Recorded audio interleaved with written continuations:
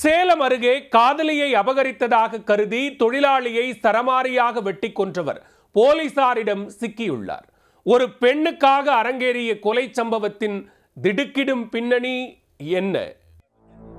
சேலம் மாவட்டம் பறவைக்காடு பகுதியில் செயல்பட்டு வரும் பழைய பிளாஸ்டிக் பைகளை மறுசுழற்சி செய்யும் ஆலையில் சுபாஷ் சந்திரபோஸ், சத்திரியன் ஆகியோர் வேலை செய்து வந்தனர். கடந்த 28ஆம் தேதி காலை வழக்கம் போல் இருவரும் வேலை செய்து கொண்டிருந்த போது அடையாளம் தெரியாத நபர் ஒருவர் கொடுவாளுடன் ஆவேசமாக உள்ளே பாய்ந்துள்ளார். அங்கிருந்த சுபாஷை வெறிகுண்டு பார்த்த அவர் சரமாரியாக வெட்டி கூறு போட்டார்.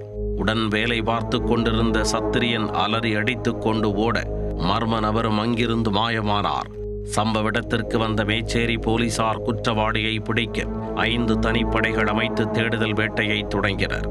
அப்பகுதியில் பதிவான செல்போன் எண்கள் மற்றும் சிசிடிவி பதிவுகளை முழுமையாக ஆய்வு செய்தபோது குற்றவாளி 31 வயதான வெங்கடேஷ் என்பது தெரிய வந்தது.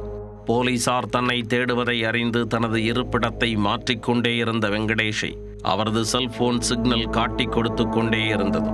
குறிப்பிட்ட இடத்தில் அவரை சுற்றி வளைத்து பிடித்த போலீசார் அவரிடம் கிடுக்குப்பிடி விசாரணை மேற்கொண்டதில் கொலைக்கான பிளாஷ்பேக்கை கொட்டி தீர்த்தார்.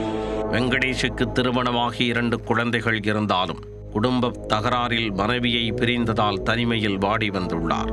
தன்னை போலவே கணவனை இழந்து வாழ்ந்து வந்த தேனிலவு என்ற பெண்ணை 2.5 ஆண்டுகளுக்கு முன் சந்தித்து பழகியதில் காதல் வயப்பட்டார்.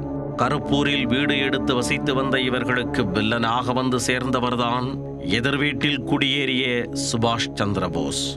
தேனிலவை பொறுத்தவரை பழகுவதில் வெங்கடேசுக்கும் சுபாஷ் சந்திரபோஸுக்கும் எந்த வித்தியாசமும் காட்டவில்லை. வெங்கடேசை இரவில் சந்தித்தால் சுபாஷை பகலில் சந்தித்து பழகியிருக்கிறார். வெங்கடேசுக்கு விஷயம் தெரியவர வீட்டை காலி செய்துவிட்டு ஓமலூருக்கு கூட்டிச் சென்று விட்டார். அப்பொழுதும் அடங்காத தேனிலவு அடிக்கடி சுபாஷுடன் செல்போனில் ரகசிய பேச்சுவார்த்தை நடத்தி கொண்டிருந்தார். கண்டிக்க வேண்டியது சுபாஷை அல்ல என்பதை புரிந்து கொண்ட வெங்கடேஷ் தேனிலவுடன் சரமாரியாக சண்டையிட்டுள்ளார். இது சரிப்படாது என நினைத்த தேனிலவு சிறிது நேரத்தில் வீட்டில் இருந்து மாயமாகிவிட்டார். வெறுத்து போன வெங்கடேஷ் தேனிலவை தேடி சுபாஷ் வீட்டிற்கு செல்ல அங்கு அவர்கள் இல்லை. அதனால் சுபாஷ் வேலை பார்க்கும் பிளாஸ்டிக் கம்பெனிக்கு தனது நண்பர் தினேஷ் என்பவருடன் சென்றார். அங்கு சுபாஷை பிடித்து தேனிலவை எங்கே மறைத்து வைத்திருக்கிறாய் என கேட்டு கடும் வாக்குவாதத்தில் ஈடுபட்டுள்ளார். அப்போதுதான் ஆத்திரத்தில் அந்த கொலை சம்பவம் அரங்கேறியுள்ளது. சுபாஷ் வெட்டுப்பட்டு இரத்த வெள்ளத்தில் சரிந்த போதும் என் காதலியை எனக்கு கொடுத்துவிடு, உன்னை மருத்துவமனைக்கு அழைத்துச் செல்கிறேன் என பேரம் பேசியுள்ளார். ஆனால் தேனிலவு குறித்து எனக்கு ஒன்றும் தெரியாது என அவர் கூறியதால் சாகும் வரை வெட்டிவிட்டு தப்பிச் சென்றிருக்கிறார். காதலி மீதான மோகத்தால் அவரை ஏற்காடு உள்ளிட்ட பல்வேறு இடங்களில் வெங்கடேஷ் தேடி அலைந்துள்ளார். அப்போதுதான் போலீசாரிடம் சிக்கிக் கொண்டார்.